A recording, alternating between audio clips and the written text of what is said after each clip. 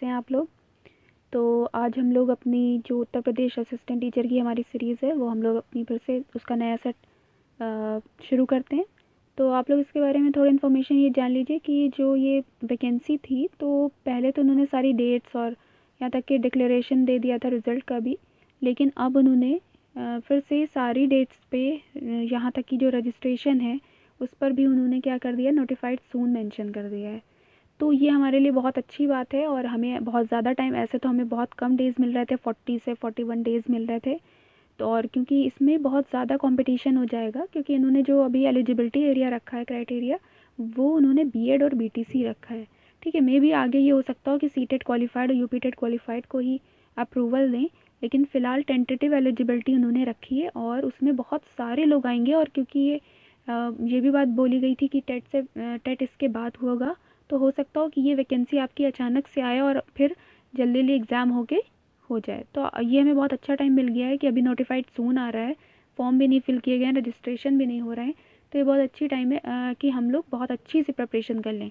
तो क्योंकि ये यूपी स्टेट की है, यूपी स्टेट, तो इसमें जितने भी टीचिंग एग्ज़ाम्स से रिलेटेड आप जो भी प्रिपरेशन कर रहे हो, चाहे सीटेट की कर रहे हो, चाहे यूपी टेट की कर रहे हो, ठीक है, और जितनी भी टीचिंग सुपर टेट की कर रहे हो, तो आप इसको, इस सीरीज़ को ले सकते हैं और उसका फ़ायदा उठा सकते हैं।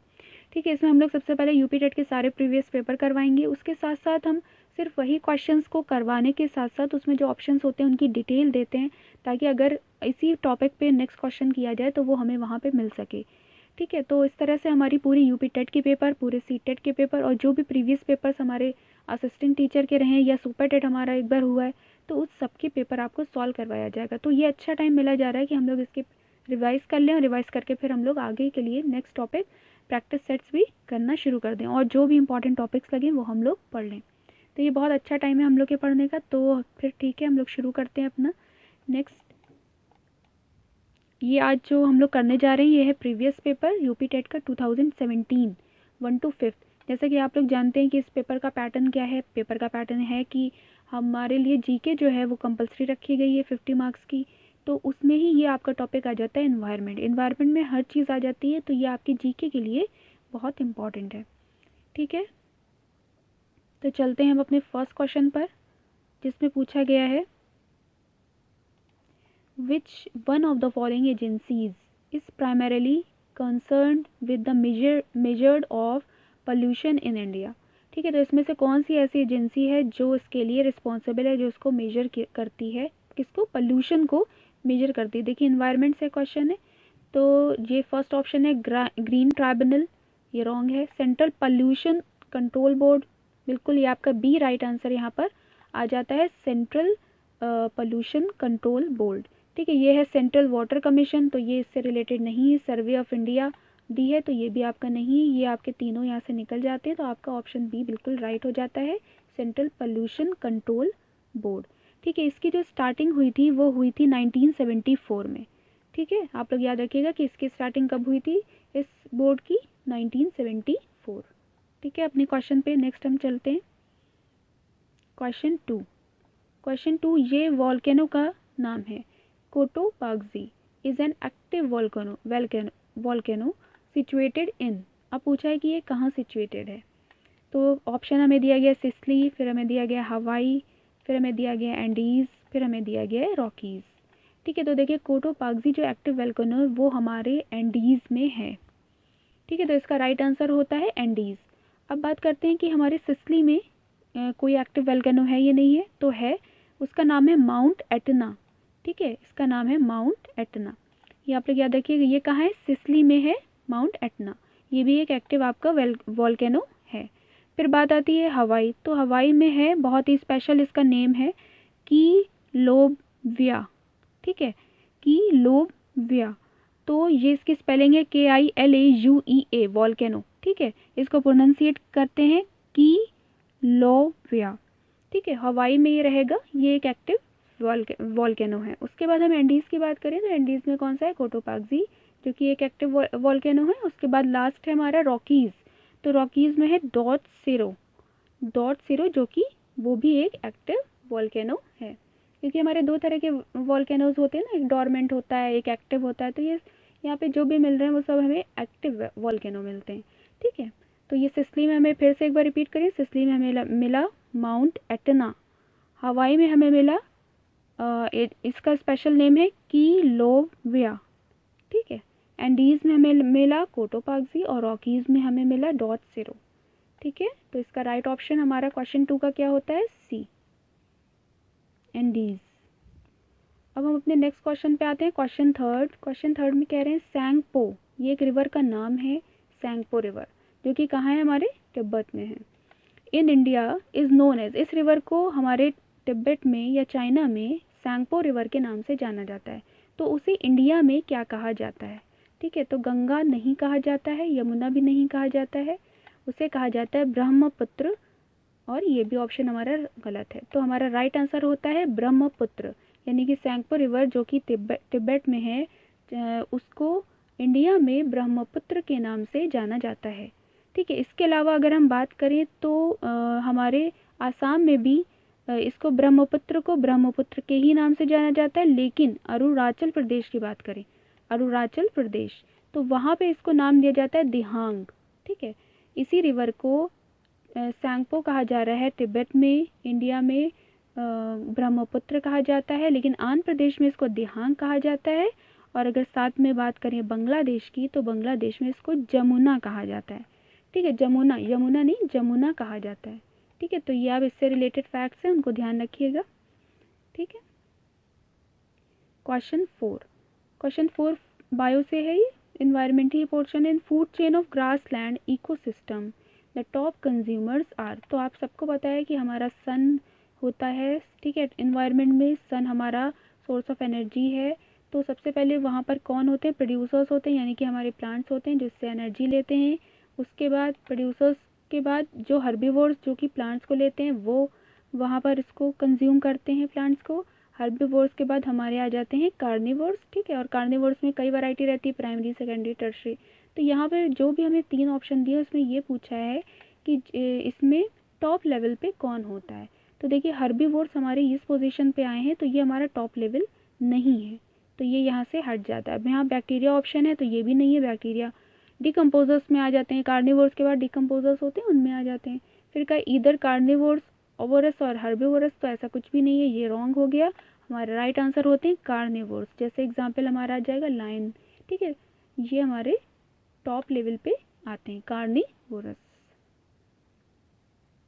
क्वेश्चन 5 लेते हैं, यहाँ पे बोला है main atmospheric layer near surface of the earth. देखिए यहाँ पे तो सिंपल क्वेश्चन पूछा है, लेकिन इस लेयर से बहुत क्वेश्चन आते हैं, इसीलिए यहाँ पे मैंने अर्थ का एक पिक्चर ये लिया है कि ये सपोज करिए आपकी अर्थ है, और इसके ऊपर अब हम बात करें लेयर्स क्या है, ठीक है। तो सबसे पहली जो हमारा क्वेश्चन पूछा गया है, जो सबसे पहली लेयर होती है वो हमारी होती है ट्रोपोस्फियर, ठीक है। तो ये हमारी जो अर्थ के ऊपर सबसे पहली लेयर है, तो वो क्या कहलाती है, ट्रोपोस्फियर। और यहाँ पे इन्होंने क्या पूछा है, the main atmospheric layer near the surface of earth, तो आंसर हो गया हमारा बी, ट्रोपोस्फियर, ठीक है। अब ट्रोपोस्फियर के बाद बात करें तो नेक्स्ट हमारी जो लेयर होती है वो होती है मेसोस्फियर, ठीक है, टी के बाद एम। उसके बाद जो नेक्स्ट लेयर होती है वो होती है स्ट्रेटोस्फियर, यानी कि टी एम एस, ठीक है। उसके बाद हो जाती है next layer ionosphere, T M S I. ये आप लोग ये सीक्वेंस याद रखिएगा, क्योंकि बहुत पूछते हैं कि मेसोस्फेयर के बाद नेक्स्ट कौन सी है, या ऊपर से हमने पहली पूछ ली या हमने नीचे से पहली पूछ ली, तो इसको ध्यान रखिएगा। सबसे पहली है ट्रोपोस्फेयर, फिर है मेसोस्फेयर, फिर है स्ट्रेटोस्फेयर, फिर है आयनोस्फेयर, और फिर लास्ट है जो आखिरी है, जो एग्जिट है समझ लीजिए, वो कहलाती है एग्जोस्फेयर, ठीक है। बाहर की, सबसे बाहर, सबसे ऊपर की, एग्जोस्फेयर ये कहलाती है, ठीक है। तो TMSIE, ठीक है, इसको याद रखिएगा कि ये सीक्वेंस हमारा चलता है। क्वेश्चन 5 का राइट आंसर ट्रोपोस्फियर था। क्वेश्चन 6 पे बढ़ते हैं, the number of permanent members of UN security council. इसके देखिए जो परमानेंट, वैसे तो इसके बहुत सारे मेंबर्स होते हैं, 193 मेंबर्स हैं इसमें, जो कंट्रीज़ हैं 193, उनका कंट्रीब्यूशन है इस काउंसिल में। लेकिन जो इम्पॉर्टेंट है, बहुत ज़्यादा परमानेंट हैं, वो सिर्फ क्या है, कितने हैं, 5 हैं, ठीक है। और उसमें आ जाता है हमारा USA, ठीक है, USA आ जाता है, और यूनाइटेड किंगडम आ जाता है, 2 हो गई है। और यूनाइटेड किंगडम के बाद हमारा जर्मनी आ जाता है, चाइना, जर्मनी, चाइना, जर्मनी, ठीक है, फिर चाइना,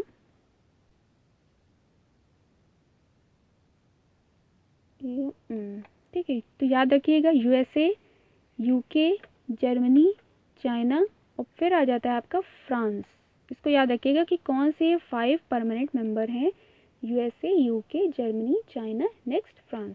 तो ये 5 ऐसे हैं जो इसके मेंबर हैं परमानेंट। ओके, वैसे 193 कंट्रीज़ का कंट्रीब्यूशन है इसमें। क्वेश्चन 7 पे चलते हैं। नेशनल पार्क से क्वेश्चन आना ज़रूरी हो रहा है। अभी तक हम लोगों ने 19 EVS और साइंस का पेपर किया और फिर हमने 18 का किया और अब हम लोग 17 का कर रहे हैं। तो उसमें यही देखा जा रहा है कि नेशनल पार्क से क्वेश्चन आपको बहुत है। तो आगे जब हम लोग वीडियो डालेंगे तो इसमें इसके लिए स्पेशली टॉपिक वाइज पार्क के ऊपर एक वीडियो ज़रूर डाल देंगे। ठीक है, आप लोग कमेंट करते रहिए और अपनी क्वेरी बताते रहिए। Sariska national park is situated in, तो बात है वेस्ट बंगाल, गुजरात, राजस्थान, आसाम। तो देखिए राइट आंसर आपका है राजस्थान। ये टाइगर रिजर्व के लिए होता है और ये कहाँ है, राजस्थान में है। अब बात करें कि अब वेस्ट बंगाल में भी कोई नेशनल पार्क है, तो ऑब्वियसली है, और यहाँ पर है सुंदरबन नेशनल पार्क। वो भी बंगाल टाइगर के प्रिजर्व के लिए उसको रिजर्व करने के लिए रखा गया है। ठीक है, तो कौन सा है वेस्ट बंगाल में, सुंदरबन, जो कि किसके रिजर्वेशन के लिए रिजर्व करने के लिए रखा गया है, ऑब्वियसली टाइगर। मैक्सिमम आपको मिलेंगे टाइगर के। ठीक है, फिर गुजरात की अगर हम बात करें तो देखिए गुजरात में गिर हमारा नेशनल पार्क है।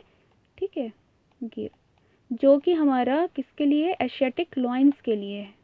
ये बहुत पूछा जाता है तो ध्यान रखिएगा, एशियाटिक लॉयंस के लिए। प्रीवियस लेक्चर्स में ये बता भी चुके हैं। अब राजस्थान के लिए अगर बात करें तो सरिस्का नेशनल पार्क आ जाता है, जो किसके लिए है, ऑब्वियसली टाइगर ही के लिए है। फिर आसाम की बात करें तो आसाम में आ जाता है काजीरंगा, और जो कि राइनोसेरॉस के लिए इम्पॉर्टेंट है।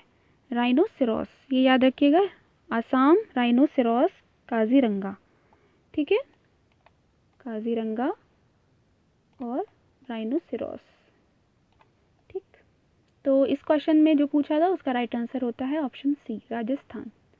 क्वेश्चन 8 की तरफ बढ़ते हैं। The main source of energy in an ecosystem. तो देखिए एटीपी हमारी इंपॉर्टेंट है, लेकिन एटीपी मेन सोर्स नहीं है। एटीपी हमें माइटोकॉन्ड्रिया में प्रोडक्शन होता है एटीपी को, जो कि हमारी बॉडी में एनर्जी देती है।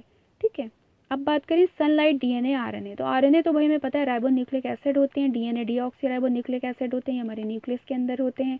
ठीक है, तो इनसे भी रिलेटेड नहीं है। अब हमारा बचता है सनलाइट। तो ठीक है, ऑब्वियस सी बात है, मेन सोर्स अगर हम देखें हमारी एनर्जी का पूरे इकोसिस्टम में हर वुड लेवल पे, तो वो कौन कर रहा है, सनलाइट। सनलाइट होता है, उसके बाद प्रोड्यूसर्स, फिर हर्बीवोर्स, फिर कार्निवोर्स, और फिर ऐसे हमारी फूड चेन चलती है। तो हमारा राइट आंसर होता है सनलाइट। यहाँ पे AGMAR के यानी कि एग मार्क की बात की गई है कि ये किससे रिलेटेड है। तो quality, packaging, processing and production, तो ये रिलेटेड है क्वालिटी से। ठीक है, ये इसलिए बनाई गई ताकि हमारी जो भी चीज़ हो उसको क्वालिटी वाइज उसको चेक किया जा सके, उसके बाद वो हमारे जो भी लोग हैं, कंज्यूमर्स हैं, उन तक आए। ठीक है, तो ये किस लिए है, क्वालिटी से रिलेटेड है। Question 10, the problem of water pollution with arsenic is maximum इन। ठीक है, मैक्सिमम की बात की गई। यहाँ पे नॉन मेटल, ये नॉन मेटल भी नहीं है, मेटलॉइड है, यानी कि मेटलॉइड वो होते हैं जिनमें मेटल एंड नॉन मेटल दोनों की प्रॉपर्टी होती है। तो आर्सेनिक जो है वो हमारी अर्थ के नीचे है, और जो भी ये रीजन दिखाए गए हैं ऑप्शन में दिए गए हैं, उत्तर प्रदेश, मध्य प्रदेश, बिहार, वेस्ट बंगाल, तो ये कई, इनमें से कई रीजन्स के में आर्सेनिक हमारी बहुत ज़्यादा अमाउंट में मिलती है। तो उस उत्तर प्रदेश बिल्कुल है ये ऑप्शन में कि हमारा उत्तर प्रदेश में भी आर्सेनिक मिलती है, तो ज़मीन के नीचे, लेकिन यहाँ पे मैक्सिमम की बात की गई है। ठीक है, मध्य प्रदेश में नहीं है, बिहार में भी है और वेस्ट बंगाल में भी है, और इसके साथ साथ झारखंड में भी है। ठीक है, आसाम। तो उसमें अब ये हमारी है कि इन सारी जगह पर हमें क्रस्ट अर्थ के नीचे हमें आर्सेनिक मेटेलाइट मिलता है। ठीक है, लेकिन यहाँ पे पूछा है कि सबसे ज़्यादा कहाँ मिलता है, यानी कि मैक्सिमम कहाँ मिलता है, तो वो ऑप्शन हमारा है वेस्ट बंगाल। ठीक है, तो याद रखिएगा, the problem of water pollution with arsenic is maximum in West Bengal. तो ऑप्शन डी हमारा यहाँ पर राइट होता है, वेस्ट बंगाल। क्वेश्चन 11, इन्होंने बोला the wild life protection act. ठीक है, ये कब पास हुआ था, तो ये पास हुआ था 1972 में। ठीक है, 1972 में वाइल्ड लाइफ प्रोटेक्शन एक्ट पास हुआ था। ठीक है, उसके फर्दर उसके बाद इसको और इसमें अमेंडमेंट किए गए थे, और अमेंडमेंट करके जो भी पनिशमेंट था उसको हार्ड कर दिया गया था। ठीक है, लेकिन ये अगर हम इस प्रोटेक्शन एक्ट की बात करें तो ये कब हुआ था, पास हुआ था 1972 में।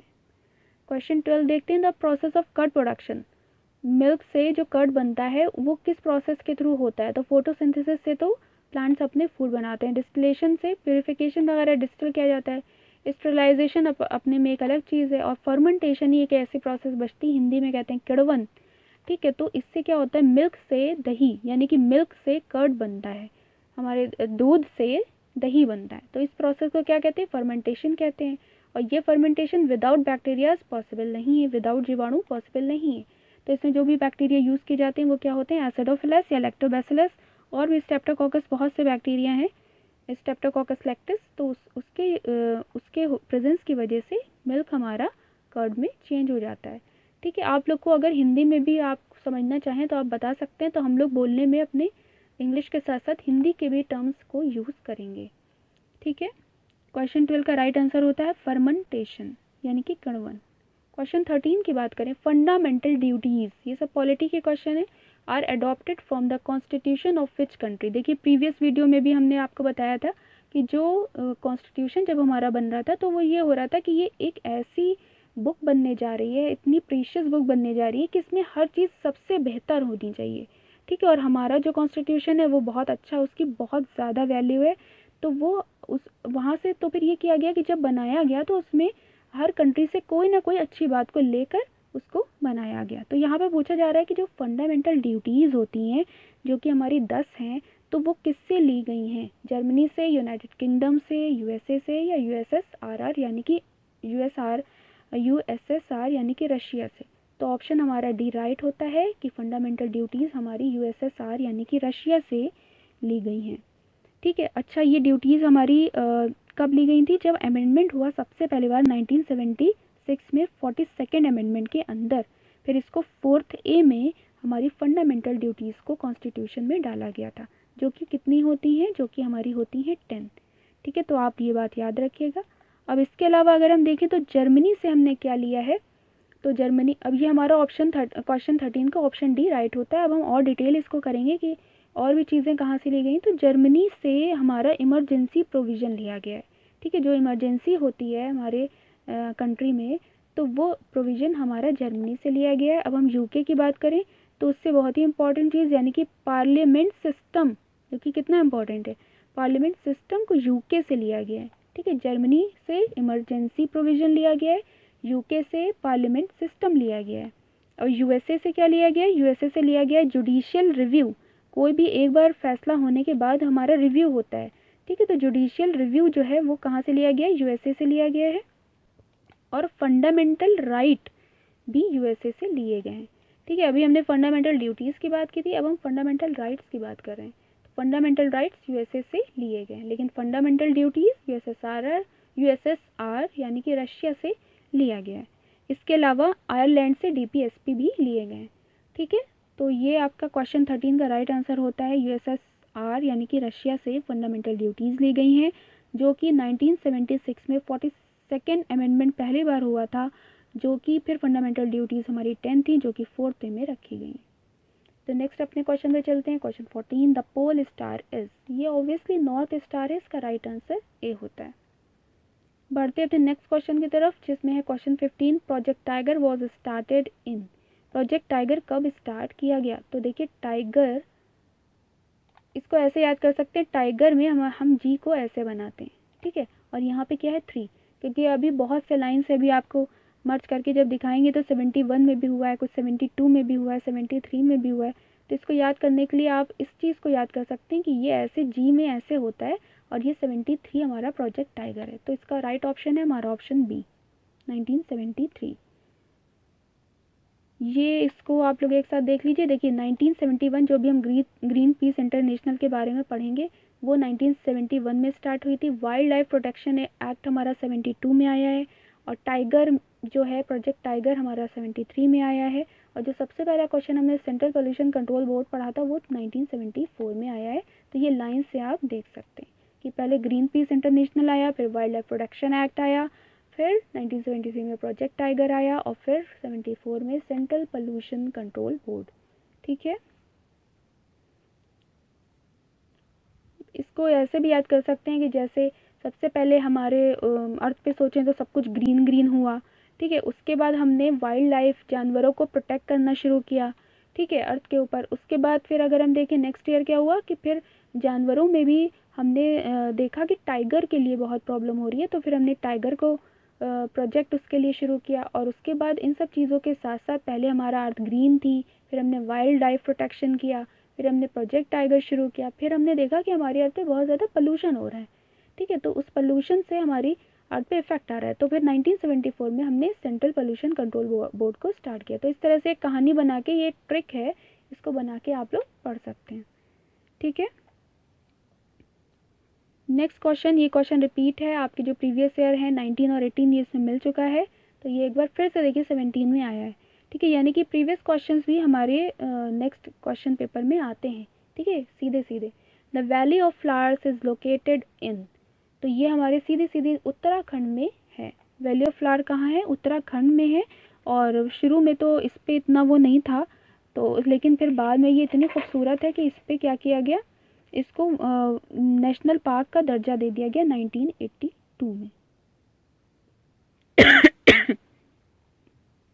क्वेश्चन 17 देखें, how many bones are present in adult human, तो बोन्स में 206 होती हैं बोन्स, लेकिन जो हमारा चाइल्ड होता है, बच्चा होता है, तो उसके पास बोन्स होती हैं 300, ठीक है, ये याद रखिएगा। Question 18, the head quarter of green peas international is located, देखिए आ गया ये, ठीक है, तो ये कहाँ लोकेटेड है, ये जानते हैं आप लोग, 1971 में इसकी स्टार्टिंग हुई थी, कनाडा में इसकी स्टार्टिंग हुई थी।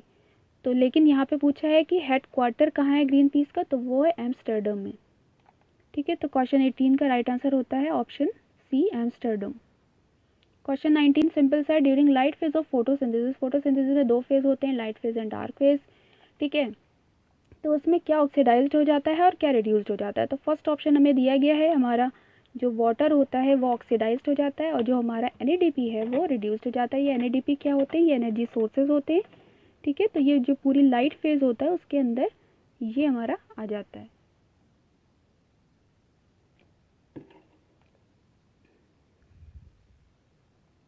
क्वेश्चन 20 देखते हैं। क्वेश्चन 20 है, what is not true for LPG, LPG का फुल फॉर्म क्या होता है, लिक्विड पेट्रोलियम गैस, ठीक है। पहले जान लीजिए कि ये किसका मिक्सचर होती है, तो ये प्रोपेन, LPG में P आता है, तो P से प्रोपेन प्लस ब्यूटेन, इसका मिक्सचर होती है, ठीक है।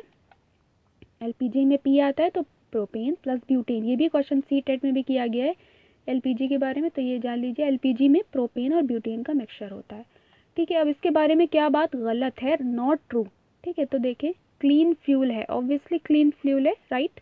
It has high calorific value, right. It Burns with blue flame, right.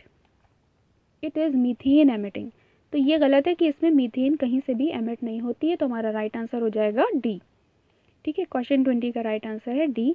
अब जान लें कि LPG के और बारे में, कि LPG से जो मतलब एक डर सा रहता है कि कहीं कुछ लीकेज हो गई तो क्या होगा, तो जो इसका मिक्सचर होता है आपको पता है वो ऑर्गेनिक होता है, ब्यूटेन प्लस प्रोपेन का।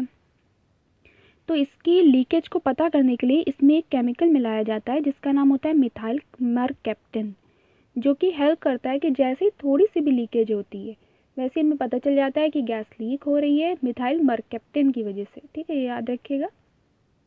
क्वेश्चन 20 का आंसर डी राइट होता है, इट इज़ मीथेन एमिटिंग, ये मीथेन एमिटिंग नहीं है, ठीक है। क्वेश्चन 21 यहाँ पे पूछा गया the origin of species is a work of, origin of species एक बुक का नाम है जो कि किसका काम है, ये हमारे चार्ल्स डार्विन का काम है, ठीक है, ये सभी जानते हैं। नेक्स्ट बात करते हैं ट्रॉपिक ऑफ कैप्रिकॉर्न की, ठीक है। तो सबसे पहले ये हमारी अर्थ है, ऊपर की तरफ नॉर्थ पोल, नीचे की तरफ साउथ पोल है, ये इक्वेटर है। इस रीजन को कहते हैं ट्रॉपिक ऑफ कैंसर, नीचे के रीजन को कहते हैं, यानी या हम कह सकते हैं कि ऊपर का जो आधा पोर्शन है उसके कहते हैं नॉर्थ हेमिस्फीयर, नीचे के आधे पोर्शन को कहते हैं साउथ हेमिस्फीयर। तो ऊपर होती है ट्रॉपिक ऑफ कैंसर, नीचे होती है ट्रॉपिक ऑफ कैप्रिकॉर्न, तो उसके हिसाब से हमारा राइट आंसर क्या होगा, हमें कहाँ देखना है, साउथ में देखना है, ठीक है। तो ये हमारा राइट आंसर हो जाता है ये 23.5 साउथ, ठीक है। सी हमारा यहाँ पे राइट ऑप्शन हुआ। ये दो ऑप्शन ऑलमोस्ट एक ही दिए गए, ठीक है, तो हमारा सी ऑप्शन यहाँ पे राइट होता है, ट्रॉपिक ऑफ कैप्रिकॉर्न, ठीक, इन द साउथ। क्वेश्चन 23 की तरफ जाते हैं। The head office of international court of justice is situated in, ठीक है, ICJ, इसका हेड ऑफिस कहाँ है, किसका, इंटरनेशनल कोर्ट ऑफ जस्टिस यानी कि ICJ। तो ये आपके जेनेवा में नहीं है, ठीक है, ये आपके हैग में है, द हैग।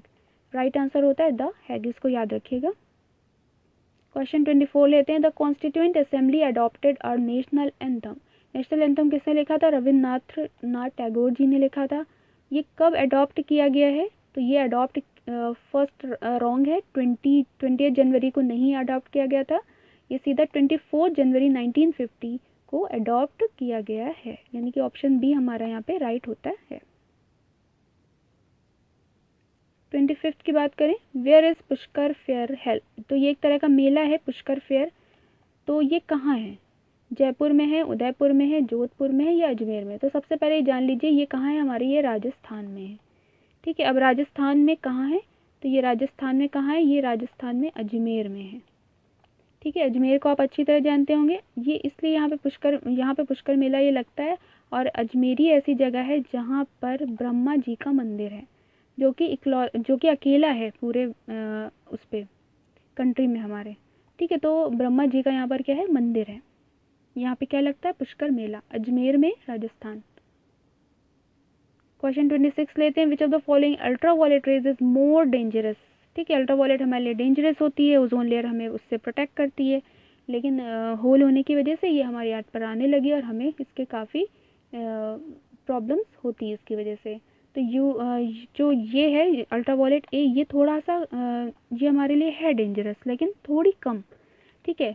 उसके बाद बी देखें तो बी उससे ज़्यादा डेंजरस है और सी सबसे ज़्यादा डेंजरस है। तो हमारा राइट आंसर हो जाएगा सी, क्योंकि उन्होंने पूछा है मोर डेंजरस, तो UVC हमारी सबसे ज़्यादा डेंजरस है। 27 की बात करें। Which of the following is not, पहले लगाया नॉट, फिर बताया अबायोटिक, यानी कि पूछा गया है कि बायोटिक कौन है, ठीक है। तो कंपोनेंट ऑफ बायोस्फीयर, तो प्रोटीन बायोटिक है, सॉइल, फंजाई, फॉस्फोरस, सॉरी। तो यहाँ पे देखिए सभी जो हैं अबायोटिक हैं, सिर्फ एक जो है वो बायोटिक है। और यहाँ पे पूछा है नॉट अबायोटिक, यानी कि इन्होंने किसकी बात की है कि हमें बायोटिक पता चले। तो यहाँ पे क्वेश्चन 27 का जो आंसर है वो सी सही होता है, फंजाई।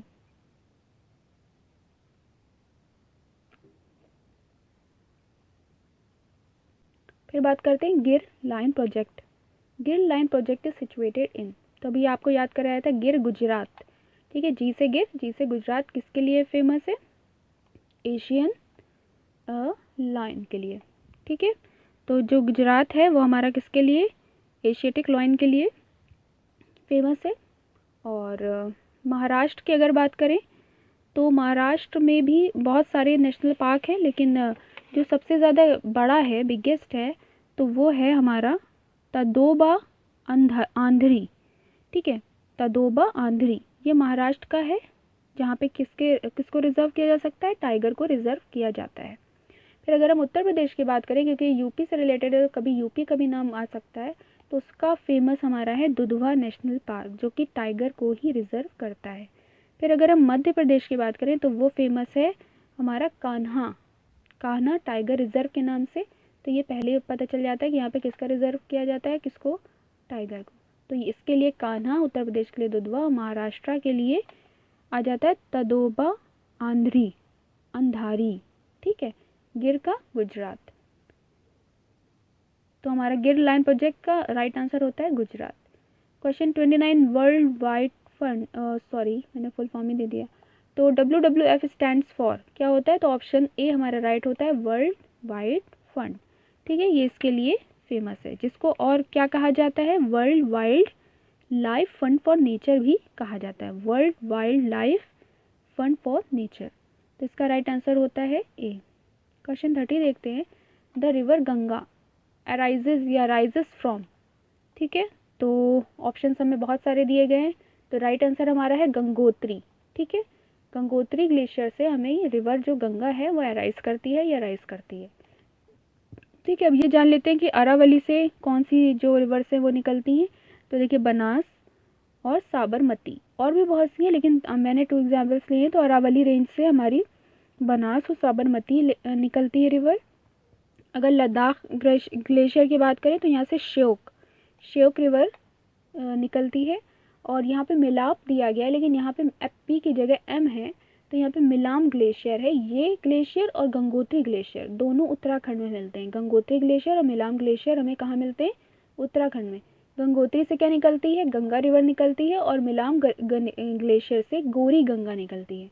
ठीक है, बहुत आसान है याद करना। गंगोत्री से गंगा, मिलाम ग्लेशियर दोनों उत्तराखंड में। गंगोत्री से गंगा निकलती है और मिलाम से गौरी गंगा निकलती है। ठीक है, रिवर। ठीक है, आपको इस वीडियो में जो भी प्रॉब्लम हो आप कमेंट करिएगा, या जो भी क्वेरी हो बताइएगा। और कैसे भी आप अगर कुछ अपने हिसाब से टॉपिक्स चाहते हैं तो आप वो भी डिमांड करिएगा, हम लोग आपको प्रॉपरली प्रोवाइड करेंगे। ठीक है, चलते हैं अब तक के लिए। Thank you so much.